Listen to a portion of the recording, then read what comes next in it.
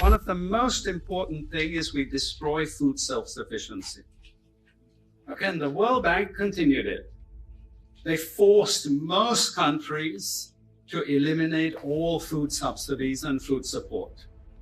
Okay, because once you don't produce your own food, I increase my control over it. How do we know this? Well, very funny thing happened some years ago. Not so funny, actually. It involved starvation of a large number of people in Malawi. Okay? Many of you could remember this because it was really tragic. But the Malawian finance minister, who was under terrible threat at the time, suddenly broke ranks and he said, well, you know why we had this famine? Because one of the conditions of the loan given by the World Bank was we destroyed all our grain surplus stocks. Why? Because remember, we want you dependent.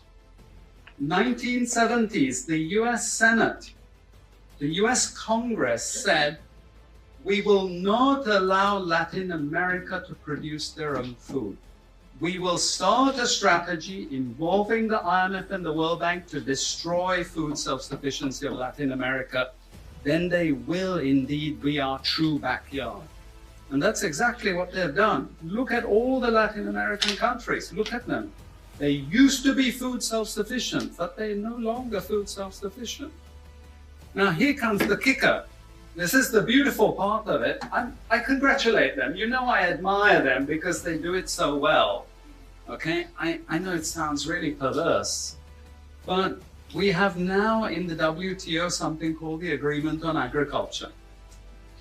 Okay, you know what that Agreement on Agriculture states? It says, if you don't have any subsidies, you're not allowed to put these subsidies on food. But if you have subsidies and income support for food production, you can keep them. Who has all the subsidies and income support? US, Europe. The largest budgets in the world for supporting their farmers are Europe and US. But the World Bank and IMF have destroyed all those subsidies. You see, all those subsidies have been destroyed. And now we're telling these countries, you don't have subsidy, tough luck, you know. You see, we're keeping them dependent. We're keeping them on a string. What does the IMF do? What is structural adjustment about?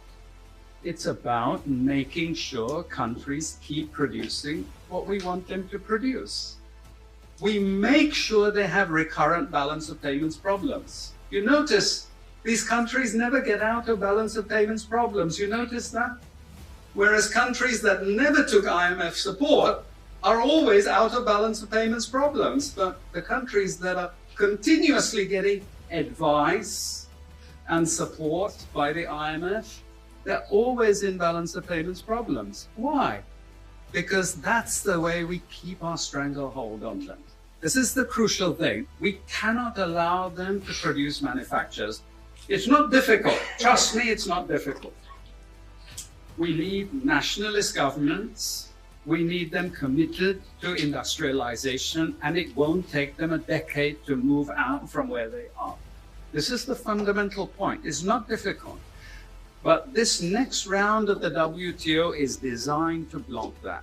One of those very damaging and destructive things is the doctrine of comparative advantage. It's a lie from beginning to end. It's utter crap. It has been decimated many times, but we keep it in every curriculum. Why? Because it tells sub-Saharan African countries that their destiny is to produce raw materials, you see. And if you produce raw materials, you get rich just like we are in the West. You see, this is the game we're playing. And just for you to be totally confused, we normally build models with it, mathematical models. So you really have no idea what we're talking about.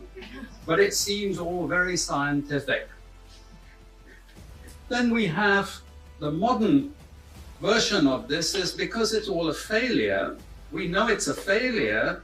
We now have a new generation of economists saying, it's only a failure because you're all corrupt in your countries. We call that new institutional economics. You've all probably learnt it all, but you didn't know why they invented it. It was invented to tell you the same thing. You should keep producing raw materials. Now, don't be as corrupt as you were before. Nobody ever told you that aid was designed to actually start the corruption process in the first place. Okay, and we need corruption to make sure you're doing all these things. But now we blame the victim. You're poor because it's your fault, basically. And you're poor, stupid, and corrupt, basically. This is the message that we're giving people. There are also what I call more enlightened approaches, but which are also potentially destructive for sub-Saharan African development. And this is where I come back to the IMF and the World Bank. You see, now they're all into poverty alleviation. They want you to concentrate on redistributing income, and it's something nice. You're young people, you're socially conscious, you're aware. You don't like all this injustice. So you gravitate towards what we call pro-poor strategies. But actually, I'm sorry to tell you, that is not what Africa needs. Africa needs aggressive industrialization.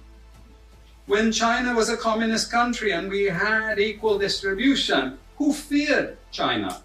Who took them seriously? They weren't even the size of the Netherlands. But today, I can't open an internet site. I can't open a magazine. I can't open a newspaper without China, China, China, China. And we know what has built China is not socialism or communism, it's capitalism, guys. It's manufacturing, it's production. This is what creates employment. This is what creates the jobs. I'm not pro-capitalist, but this is the reality. And unfortunately, we're now going to get caught with the good cop, bad cop. The good cop is now IMF saying, oh, you must concentrate on poverty reduction and income redistribution. As long as we can take you away from industrialization. This is the crucial thing.